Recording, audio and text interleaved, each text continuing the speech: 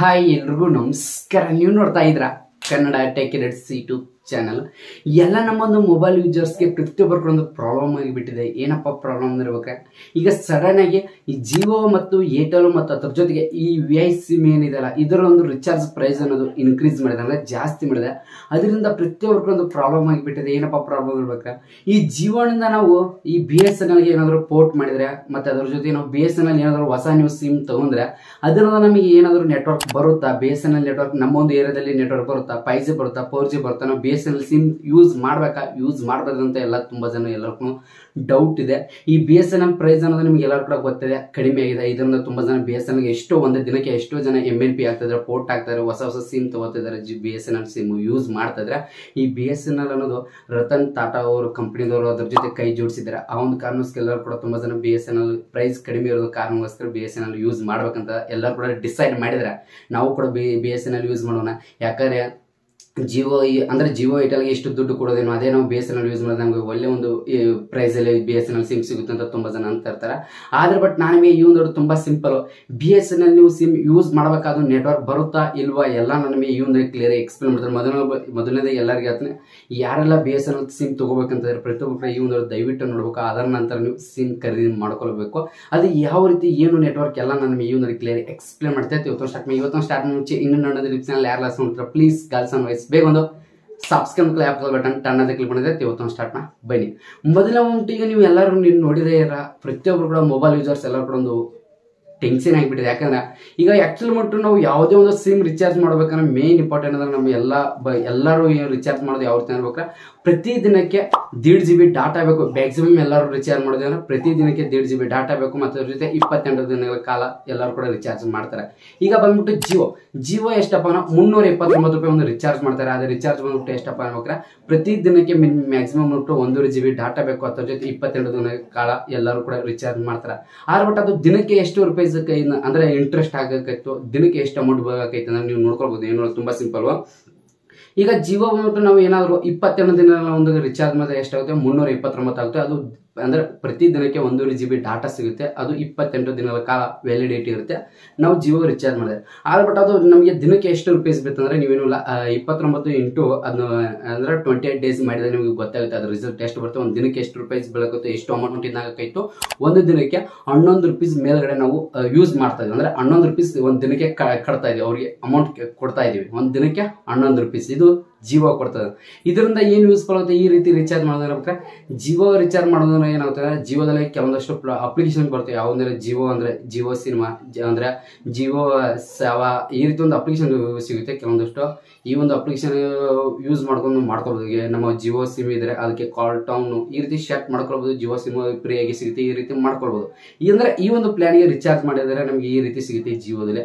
ಅದೇ ರೀತಿ ಕೂಡ ಏರ್ಟೆಲ್ ಬಂದ್ಬಿಟ್ಟು ಏನೋ ತುಂಬಾ ಸಿಂಪಲ್, 349 ರೂಪಾಯಿ ನಾವು ರಿಚಾರ್ಜ್ ಮಾಡಿದ್ರೆ ಅದು ಕೂಡ ಯಾವ ರೀತಿ ಅನ್ಬೇಕಾರೆ ಪ್ರತಿ ದಿನಕ್ಕೆ ನಮಗೆ 1.5 GB ಡಾಟಾ ಸಿಗುತ್ತೆ. ಇದೆಷ್ಟು ದಿನ ಅಂದ್ರೆ ಹೇಳ್ಬೇಕಾರೆ 28 ದಿನಗಳ ಕಾಲ ಟೈಮ್ ಇರುತ್ತೆ. ಅಂದ್ರೆ 28 ದಿನಗಳ ಕಾಲ ವ್ಯಾಲಿಡಿಟಿ ಇರುತ್ತೆ. ಅದೇ ಅಂದ್ರೆ ಪ್ರತಿ ತಿಂಗಳಿಗೆ ಎಷ್ಟಾದ್ರೆ 349 ಅಂದ್ರೆ ಡಿವೈಡೆಡ್ ಬೈ 28 ಡೇಸ್ ಹೊಡೆದ್ರೆ ಅದೆಷ್ಟಾಗುತ್ತೆ, 12 ರೂಪಾಯಿ ಆಗುತ್ತೆ. ಪ್ರತಿ ದಿನಕ್ಕೆ ನಾವು 12 ರೂಪಾಯಿ ಕಟ್ತಾ ಇದೀವಿ ಏರ್ಟೆಲ್. ಪ್ರತಿ ದಿನಕ್ಕೆ 12 ರೂಪಾಯಿ ಕಟ್ತಾ ಇದೀವಿ. ಇದರಿಂದ ಏನು ಬೆನಿಫಿಟ್ಸ್ ಅಂದ್ರೆ ಈ ರಿಚಾರ್ಜ್ ಮಾಡೋ ಒಂದು ಪ್ಲಾನ್ ಏನು ಯೂಸ್ ಆಗುತ್ತೆ ಅಂದ್ರೆ ಇದರಿಂದ ಯಾವುದೇ ರೀತಿ ಯೂಸ್ ಇಲ್ಲ. ಇದರಿಂದ ಏನು ಅಪ್ಲಿಕೇಶನ್ ಯಾವುದೇ ರೀತಿ ಸಬ್ಸ್ಕ್ರಿಪ್ಷನ್ ಕೊಡಲ್ಲ, ಓನ್ಲಿ ಡಾಟಾ ಮಾತ್ರ ಕೊಡ್ತಾರೆ. ಈ ರೀತಿ ಕೊಡ್ತಾರೆ ಜಿಯೋದವರು. ಅದು ಅನ್ಲಿಮಿಟೆಡ್ 5G ಡಾಟಾ ಸಿಗಲ್ಲ. ಅದು ಯಾವ ರೀತಿ, ಅದು 2 GB ಬಿಡಿಸಿದಾಗ ಮಾತ್ರ ಸಿಗುತ್ತೆ. ಈ ಜಿಯೋದವ್ರು ಕೂಡ 2 GB ಡಾಟಾ ಈ ರೀತಿ ಇಷ್ಟು ರಿಚಾರ್ಜ್ ಮಾಡಿದ್ರೆ ಪ್ರತಿ ದಿನಕ್ಕೆ ಎಷ್ಟಾಯ್ತು, ಏರ್ಟೆಲ್ದು 12 ರೂಪಾಯಿ ಮೇಲ್ಗಡೆ ಆಯಿತು. ಅದೇ ರೀತಿ ಕೂಡ VI ಕೂಡ ಸೇಮ್. VI ಕೂಡ ಎಷ್ಟಾದ್ರೆ 349 ರೂಪಾಯಿ ರಿಚಾರ್ಜ್ ಮಾಡಿದ್ರೆ ಅದು ಕೂಡ ಪ್ರತಿ ದಿನ ಮಿನಿಮಮ್ 1.5 GB ಡಾಟಾ ಬರುತ್ತೆ. ಇದು 28 ದಿನಗಳ ಕಾಲ ವ್ಯಾಲಿಡಿಟಿ ಅನ್ನೋದು ಇರುತ್ತೆ. ಅದೇ ರೀತಿ ಕೂಡ ಪ್ರತಿ ದಿನಕ್ಕೆ ಇದರ ಚಾರ್ಜಸ್ ಎಷ್ಟಾಯ್ತು, ಪ್ರತಿ ದಿನಕ್ಕೆ ಅಮೌಂಟ್ ಎಷ್ಟು ಕಟ್ ಆಗ್ತದೆ, ಎಷ್ಟು 12 ರೂಪಾಯಿ. ಪ್ರತಿ ದಿನ ನೀವು 12 ರೂಪಾಯಿ ಕಟ್ಟರೆ ನಮಗೆ 12 GB ಡಾಟಾ ಈ ರೀತಿ ಕೂಡ ಬರುತ್ತೆ. ಇದರಿಂದ ಏನು ಬೆನಿಫಿಟ್ಸ್ ಅಂದ್ರೆ ಹೇಳ್ಬೇಕಾದ್ರೆ ಅಂದ್ರೆ VI ನಿಂದ ಒಂದು ಕೆಲವೊಂದಷ್ಟು ಬೆನಿಫಿಟ್ಸ್ ಇದೆ. ಯಾವ ರೀತಿ ಬೆನಿಫಿಟ್ಸ್ ಅಂದ್ರೆ VI ದವರು ಏನ್ ಮಾಡ್ತಾರೆ ಅಂದ್ರೆ ಹೇಳ್ಬೇಕಾದ್ರೆ ಆಕ್ಚುಲಿ ಬಂದ್ಬಿಟ್ಟು VI ದವರು ಏನ್ ಮಾಡ್ತಾರೆ, ರಾತ್ರಿ 12 ರಿಂದ 6 ಗಂಟೆವರೆಗೆ ಅವರಿಗೆ ಅನ್ಲಿಮಿಟೆಡ್ ಡಾಟಾ ಅನ್ನೋದು ಕೊಡ್ತಾರೆ. ಅನ್ಲಿಮಿಟೆಡ್ ಡಾಟಾ ಅಂದ್ರೆ 5G ಅಲ್ಲ, 4G ಇದ್ರೂ ಕೂಡ ಅನ್ಲಿಮಿಟೆಡ್ ಡಾಟಾ ಅನ್ನೋದು ಕೊಡ್ತಾರೆ. ಎಷ್ಟು ಬೇಕಾದ್ರೆ ಯೂಸ್ ಮಾಡ್ಕೊಳ್ಳೋದು. ಯಾಕಪ್ಪ ನಾನು ನಿಮ್ಗೆ ಹೇಳ್ತಾ ಇದ್ದೀನಿ, ನಾನು ಕೂಡ VI ಸಿಮ್ ವರ್ಕ್ ಮಾಡಿದ್ದೀನಿ, ಕೆಲಸ ಮಾಡಿದ್ದೀನಿ, ಆಕ್ಟಿವೇಶನ್ ಮಾಡಿದ್ದೀನಿ. 1 ವರ್ಷ ನಾನು ಕೂಡ ಅದರಲ್ಲಿ ಕೆಲಸ ಮಾಡಿದ್ದೀನಿ. ಸ್ಟಾರ್ಟಿಂಗ್ ಬಂದ್ಬಿಟ್ಟು ನಾನು ನಿಮ್ಗೆ ಹೇಳ್ತಾ ಇದ್ದೀನಿ ಅಂದರೆ VI ಅನ್ಲಿಮಿಟೆಡ್ ಡಾಟಾ ಬರುತ್ತೆ. ಅದು ಯಾವಾಗ ಬರುತ್ತೆ 4G ಅಲ್ಲಿ ಬರುತ್ತೆ, 5G ಅಲ್ಲ. ಅನ್ಲಿಮಿಟೆಡ್ ಡಾಟಾ ಬರುತ್ತೆ ಯಾವಾಗ ರೂಲ್ ಡಾಟಾ ಅಂತ ಬರ್ತದೆ, ಯಾವಾಗ ರಾತ್ರಿ ಬರುತ್ತೆ ರೂಮಿಂಗ್ ಡಾಟಾ. ಅಂದರೆ ರಾತ್ರಿ 12ರಿಂದ ಬೆಳಗ್ಗೆ 6 ಗಂಟೆವರೆಗೂ ರಾತ್ರಿ ಯೂಸ್ ಮಾಡ್ಕೊಳ್ಬೋದು. ಮತ್ತು ಅದ್ರ ಜೊತೆಗೆ ಇದೊಂದು ಬೆನಿಫಿಟ್ಸ್ VI ಮತ್ತೊಂದು ಸೆಕೆಂಡ್ ಬೆನಿಫಿಟ್ಸ್ ಏನು ಹೇಳ್ಬೇಕಾದ್ರೆ, ನೀವು ಒಂದು ವಾರದಲ್ಲಿ ಈ 1.5 GB ಡಾಟಾ ಅನ್ನೋದು ಏನಿದಲ್ಲ, ಈ ಡಾಟಾ ನೀವು ಏನು ಒಂದು ವಾರದವರೆಗೆ ನೀವು ಏನು ಯೂಸ್ ಮಾಡಲಿಲ್ಲ, ಎಷ್ಟು ಡಾಟಾ ಉಳಿದಿದೆ ಒಂದು 1.5 GB ಡಾಟಾ, ಅದೆಲ್ಲ ಅವ್ರು ಏನು ಮಾಡ್ತಾರೆ ಶನಿವಾರ ಮತ್ತು ರವಿವಾರ ಇದೇನಿದಲ್ಲ, ಸಂಡೇ ಮತ್ತು ಏನಿದಲ್ಲ, ಇವಾಗ ಅದನ್ನೆಲ್ಲ ಏನು ಮಾಡ್ತಾರೆ ರಿಪೀಟ್ ಎಲ್ಲ ಡಾಟಾ ನೀವು ಯೂಸ್ ಮಾಡ್ಬೋದು. ಯಾವುದೇ ರೀತಿಯಲ್ಲಿ ಡಾಟಾ ಇನ್ನಾಗಲ್ಲ, ಅದನ್ನೆಲ್ಲ ನೀವು ಯೂಸ್ ಮಾಡ್ಕೊಳ್ಬೋದು. ಇದು ಅಂದರೆ VI ಇದನ್ನು ಬೆನಿಫಿಟ್ಸ್ ಇಟ್ಟಿದ್ದಾರೆ. ಇದು ಫಸ್ಟ್ನಿಂದ ಕೂಡ ಇದೆ. ಯಾವ ಒಂದು ಸಿಮ್ ಕೂಡ ಕೊಡ್ತಾ ಇಲ್ಲ, ಯಾವ ಜಿಯೋ ಕೊಡ್ತಾ ಇಲ್ಲ, ಯಾವ್ದು ಏರ್ಟೆಲ್ ಕೊಡ್ತಾ ಇಲ್ಲ. ಆದ್ರೆ ಬಟ್ VI ಇದನ್ನ ಅನ್ಲಿಮಿಟೆಡ್ ಡಾಟಾ ಅನ್ನೋದು ಕೊಡ್ತಾ ಇದ್ದಾರೆ, ಈಗಲೂ ಕೂಡ ಕೊಡ್ತಾ ಇದ್ದಾರೆ. ಅದೇ ರೀತಿ ನೆಕ್ಸ್ಟ್ ಬಂದ್ಬಿಟ್ಟು BSNL ತುಂಬಾ ಜನ ತಗೋಬೇಕಂತ ಇದ್ದಾರೆ. BSNL ಕೂಡ ಯಾವ ರೀತಿ ಹೇಳ್ಬೇಕ್ರ, BSNL ಅಲ್ಲಿ ಪ್ರೈಸ್ ಅನ್ನೋದು ತುಂಬಾ ಕಡಿಮೆ ಇದೆ. ಎಷ್ಟಪ್ಪ ಹೇಳ್ಬೇಕ್ರ, 187 ರೂಪಾಯಿ ನೀವು ಮಾಡಿದರೆ ರಿಚಾರ್ಜ್ ನಿಮಗೆ ಪ್ರತಿ ದಿನಕ್ಕೆ 1.5 GB ಡಾಟಾ ಸಿಗುತ್ತೆ. ಅದೇ ರೀತಿ ಕೂಡ ಬಂದ್ಬಿಟ್ಟು 28 ದಿನಕ್ಕೆ ಎಷ್ಟಾಗುತ್ತೆ ಅಂದ್ರೆ ಹೇಳ್ಬೇಕ್ರೆ ಡಿವೈಡೆಡ್ ಬೈ ಮಾಡಿದಾಗ ಎಷ್ಟು 6 ರೂಪಾಯಿ ಆಯ್ತು. 6 ರೂಪಾಯಿ ಅಂದ್ರೆ ಎಷ್ಟಾಯ್ತು ಅಂದ್ರೆ 1.5 ಅಂದ್ರೆ ಇದಕ್ಕೆ ಎಷ್ಟು 6 ರೂಪಾಯಿ ಡಿಫ್ರೆಂಟ್ ಆಯ್ತು. ಅಂದ್ರೆ ಅರ್ಧಕ್ಕರ್ಧ ಡಿಫ್ರೆಂಟ್ ಆಯ್ತು. ಪ್ರತಿ ದಿನಕ್ಕೆ 6 ರೂಪಾಯಿ BSNL. ಈ BSNL ಅನ್ನೋದು ಮೇನ್ ಇಂಪಾರ್ಟೆಂಟ್ ನೀವು ಹೇಳಿದ್ರೆ, BSNL ರಿಚಾರ್ಜ್ ಅಮೌಂಟ್ ಅಲ್ಲಿ ನೀವು ನೋಡಿದ್ರೆ BSNL ಅನ್ನೋದು ಟಾಪ್ ಅಲ್ಲಿ ಇದೆ. ಅದೇ ನೆಟ್ವರ್ಕ್ ವಿಚಾರ ಬಂದ್ರೆ ಕಡಿಮೆ ಇದೆ. ಈಗ ನಾನು ಪ್ರೆಸೆಂಟ್ಲಿ ಹೇಳ್ಬೇಕಾದ್ರೆ ನೀವು BSNL ಸಿಮ್ ಯೂಸ್ ಮಾಡಬೇಕಾ ಯೂಸ್ ಮಾಡಬಾರ್ದು ಅಂತ ನಾನು ನಿಮ್ಗೆ ಹೇಳ್ತೀನಿ. ನೀವು ಆಕ್ಚುಲಿ ಈಗ ನಿಮಗೆ ಹತ್ತಿರ ಯಾವುದೋ ಸಿಮ್ ಕೂಡ ಎಲ್ಲರಿಗೂ ಒಂದು ಪ್ರಾಬ್ಲಮ್ ಆಗಿಬಿಟ್ಟಿದೆ. ನೆಟ್ವರ್ಕ್ ಸರಿಯಾಗಿಲ್ಲ, ಅದು ಬರ್ತಾ ಇಲ್ಲ, ಇದು ಬರ್ತಾ ಇಲ್ಲ ಅನ್ನೋದು ಪ್ರತಿಯೊಂದು ಕೂಡ ಒಂದು ಪ್ರಾಬ್ಲಮ್ ಆಗಿಬಿಟ್ಟಿದೆ. ಎಲ್ಲರೂ ಕೂಡ ಆಗಿದೆ. ಇತ್ತೀಚೆಗೆ ಎಲ್ಲರೂ ಕೂಡ BSNL ಯೂಸ್ ಮಾಡ್ಕೊಂಡು ತುಂಬಾ ಜನ ಎಲ್ಲರೂ ಕೂಡ BSNL ಯೂಸ್ ಮಾಡ್ತಾ ಇದ್ದಾರೆ. BSNL ಒಂದು ಯೂಸ್ ಮಾಡ್ಬೇಕಂತ ಎಲ್ಲರೂ ಕೂಡ ಡಿಸೈಡ್ ತಗೊಂಡೆಲ್ಲ BSNL ಯೂಸ್ ಮಾಡ್ತಾ ಇದ್ದಾರೆ. ಆದ್ರೆ ಬಟ್ ನಾನು ನಿಮ್ಗೆ ಹೇಳ್ತೀನಿ, BSNL ಯೂಸ್ ಮಾಡ್ಬೇಕಾ ಯೂಸ್ ಮಾಡಬಾರ್ದು ಅಂತ ನಾನು ನಿಮಗೆ ಮೊದಲೇ ಹೇಳ್ಬಿಡ್ತೀನಿ. BSNL ಅನ್ನೋದು ಎಲ್ಲ ಕಡೆ ನೆಟ್ವರ್ಕ್ ಇಲ್ಲ. ಮೇನ್ ಇಂಪಾರ್ಟೆಂಟ್ ನೀವು ಅರ್ಥ ಮಾಡ್ಕೊಳ್ಳಿ. BSNL ಅನ್ನೋದು ಎಲ್ಲ ಕಡೆ ಎಲ್ಲ ಒಂದು ಏರಿಯಾದಲ್ಲಿ ನೆಟ್ವರ್ಕ್ ಇಲ್ಲ. BSNL ಅನ್ನೋದು ಕೆಲವೊಂದಷ್ಟು ಕಡೆ 5G ಬರ್ತಾ ಇದೆ, ಅದ್ರ 5G ಅಂತ ಹೇಳ್ತಾರೆ, ಅದ್ರ ಬಟ್ 4G ಬರ್ತಾ ಇದೆ. ಕೆಲವೊಂದಷ್ಟು ಕಡೆ 4G ಕೂಡ ಬರ್ತದೆ, ಕೆಲವೊಂದಷ್ಟು ಕಡೆ 3G ಕೂಡ ಬರ್ತದೆ, ಇನ್ನು ಕೆಲವೊಂದಷ್ಟು ಕಡೆ 2G ಬರ್ತಾ ಇದೆ. ಅದು ಇಲ್ಲಾಂದ್ರೆ ಕೆಲವೊಂದಷ್ಟು ಕಡೆ ಅಂದ್ರೆ BSNL ನೆಟ್ವರ್ಕೇ ಬರ್ತಾ ಇಲ್ಲ. ಈ BSNL ಅನ್ನೋದು ಯೂಸ್ ಮಾಡಬಾರ್ದಪ್ಪ ಅಂದ್ರೆ ನಾನು ನಿಮ್ಗೆ ಹೇಳ್ಬೇಕು, ನನ್ನ ಅನಿಸಿಕೆ ನಾನು ನಿಮ್ಗೆ ಎಲ್ಲರಿಗೆ ಹೇಳ್ತೀನಿ. ಯಾರೆಲ್ಲ ಡಾಟಾ ನನಗೆ ಯೂಸ್ಫುಲ್ ಇದೆ, ನನಗೆ ಇಂಟರ್ನೆಟ್ ಬೇಕು ಅಂದ್ರೆ ನನಗೆ ಇಂಟರ್ನೆಟ್ ಬೇಕೇ ಬೇಕು ಅಂದ್ರೆ ಎಲ್ಲರಿಗೆ ಹೇಳ್ತೀನಿ, ಯಾರು ಕೂಡ ಇನ್ನೂ BSNL ಯೂಸ್ ಮಾಡಕ್ಕೆ ಹೋಗಲೇಬೇಡಿ. ಈಗ ಪ್ರೆಸೆಂಟ್ಲಿ ಬಂದ್ಬಿಟ್ಟು, ಯಾಕಂದ್ರೆ BSNL ಅಷ್ಟು ಡೇಟಾ ಬರಲ್ಲ, ಇಂಟರ್ನೆಟ್ ಅಷ್ಟು ಸ್ಪೀಡ್ ಬರಲ್ಲ. ನನಗೆ ಓನ್ಲಿ ಮಾತಾಡೋದಕ್ಕೆ ಅಷ್ಟೇ ಬೇಕು, ನನಗೆ ಕಾಲಿಂಗ್ ಬೇಕಪ್ಪ ಅಂದ್ರೆ BSNL ಯೂಸ್ ಮಾಡಿ, ಯಾವುದೇ ರೀತಿ ಪ್ರಾಬ್ಲಮ್ ಇಲ್ಲ. ಅಂದ್ರೆ ಕಾಲಿಂಗ್ ಆದ್ರೂ ಕೂಡ ಅದು ನೆಟ್ವರ್ಕ್ ಬರಲ್ಲ ಒಂದೊಂದ್ ಕಡೆ. ಯಾಕಂದ್ರೆ BSNL ಎಲ್ಲ ಕಡೆ ನೆಟ್ವರ್ಕ್ ಬರಲ್ಲ, ಅರ್ಥ ಮಾಡ್ಕೊಳ್ಳಿ. BSNL ಎಲ್ಲ ಕಡೆ ನೆಟ್ವರ್ಕ್ ಬರಲ್ಲ. ಕೆಲವೊಂದಷ್ಟು ಏರಿಯಾದಲ್ಲಿ ಬರುತ್ತೆ, ಕೆಲವೊಂದಷ್ಟು ಹಳ್ಳಿಗಳಲ್ಲಿ ಬರುತ್ತೆ, ಕೆಲವೊಂದಷ್ಟು ಸಿಟಿಗಳಲ್ಲಿ ಬರುತ್ತೆ. ಆದ್ರೆ ಬಟ್ ಎಲ್ಲ ಕಡೆ ಇನ್ನೂ ನಮ್ಮ ಕಡೆ ಬರಲ್ಲ. ನಾನು ನಿಮ್ಗೆ ಹೇಳ್ತೀನಿ, BSNL ಯೂಸ್ ಮಾಡ್ಬೇಕನ್ನೋ ಮಾಡ್ಕೊಳ್ಳಿ, ಆದ್ರೆ ಬಟ್ಟು ನೆಟ್ವರ್ಕ್ ಮೇಲೆ ಡಿಪೆಂಡ್ ಆಗಿ. ಯಾಕಂದ್ರೆ ಅದ್ರದ್ದೇ ಒಂದು ಹೊಸ ಸಿಮ್ ತಗೊಳ್ಳಿ, ಏನಿಲ್ಲ MNP ಇದರಿಂದ ಅದಕ್ಕೆ ಪೋರ್ಟ್ ಕನ್ವರ್ಟ್ ಮಾಡಕ್ ಹೋಗ್ಬಿಡಿ, ಹೊಸ ಸಿಮ್ ತಗೊಳ್ಳಿ. ಯಾಕಂದ್ರೆ ನೆಟ್ವರ್ಕ್ ಬಂದ್ರೆ ಒಳ್ಳೆ ರೀತಿಯಲ್ಲಿ ನಿಮಗೆ ರೇಂಜ್ ಬರೋದಕ್ಕೂ ಮತ್ತೆ ನೆಟ್ವರ್ಕ್ ಇಂಟರ್ನೆಟ್ ಸ್ಪೀಡು ಇದ್ರೆ ನೀವು ಅದನ್ನ ಯೂಸ್ ಮಾಡ್ಕೊಳ್ಳಿ. ಮ್ಯಾಕ್ಸಿಮಮ್ ಹೋಗ್ಬಿಟ್ಟು ಇಂಟರ್ನೆಟ್ ಅನ್ನೋದು ಅದರ ಸ್ಪೀಡ್ ಇಲ್ಲ, 4G ಕೂಡ ಬರಲ್ಲ, 3G ಕೂಡ ಬರುತ್ತೆ. ಇದು BSNL ಒಂದು ರಿಚಾರ್ಜ್ ಪ್ರೈಸ್ ಅಲ್ಲಿ ಬಂದ್ಬಿಟ್ಟು ಕಡಿಮೆ ಇದೆ. ಇದೊಂದು ಕೂಡ ಬೆಸ್ಟ್. BSNL ಅಂದ್ರೆ ಕಾಲಿಂಗ್ ಮಾತಾಡೋದಕ್ಕೆ ಮಾತ್ರ ಬೆಸ್ಟ್ ಅಂತ ನಾನು ಹೇಳ್ಬೋದು.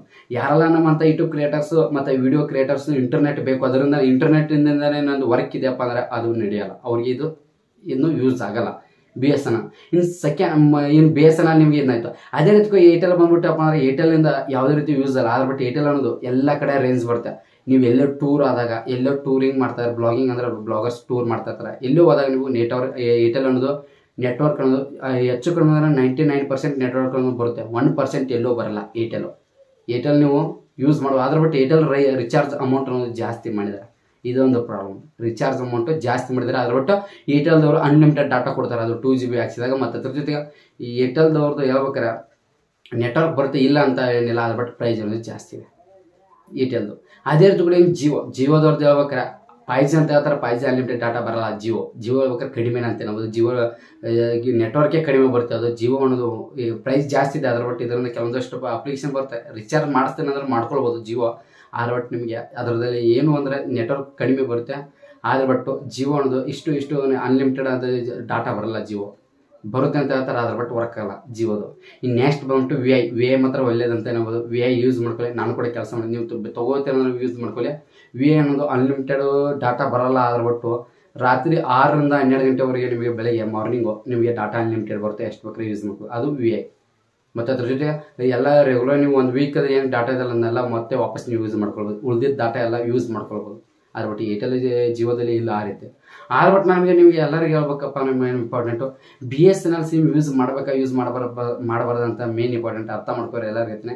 ಸ್ವಲ್ಪ ದುಡ್ಡು ಖರ್ಚೆ ಆದರೆ ಒಂದು ಸ್ವಲ್ಪ ದುಡ್ಡು ಹೋದ್ರೆ ಹೋಯ್ತು. ನಿಮಗೆ ಇಂಟರ್ನೆಟ್ ಏನಾದರೂ ಅವಶ್ಯಕತೆ ಇದೆ ಅಂದರೆ ಈ ಜಿಯೋ ಮತ್ತು ಏರ್ಟೆಲ್ ಇದರಲ್ಲಿ ಯಾವ್ದು ಬೇಕು VI ಇದರಲ್ಲಿ ಯಾವ್ದು ಬೇಕು ಒಂದು ಸಿಮ್ ತಗೊಳ್ಳಿ. ನನಗೆ ಇಂಟರ್ನೆಟ್ ಬೇಡಪ್ಪ, ನನಗೆ ಮಾತಾಡೋದಕ್ಕೆ ಅಷ್ಟೇ ಬೇಕು ಅಂದರೆ BSNL ಯೂಸ್ ಮಾಡ್ಕೊಳ್ಳಿ, ಒಳ್ಳೇದದು, ಬೆಸ್ಟ್ ಯೂಸ್ ಮಾಡ್ಕೋಬೋದು.